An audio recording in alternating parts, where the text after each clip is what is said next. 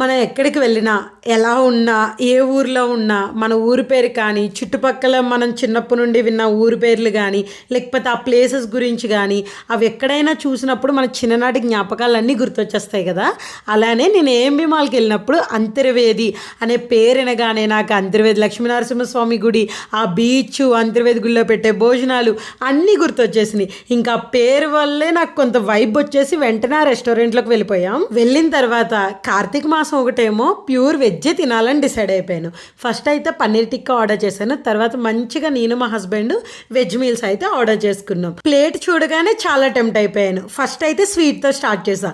జిలేబీ తినేసి తర్వాత అరటికాయ బజ్జీ ఇచ్చారు అది, అండ్ కేసరి, పులిహోర, దద్దోజనం, రైసు, పూరి, రకరకాల పొడులు, పచ్చళ్ళు, నెయ్యి.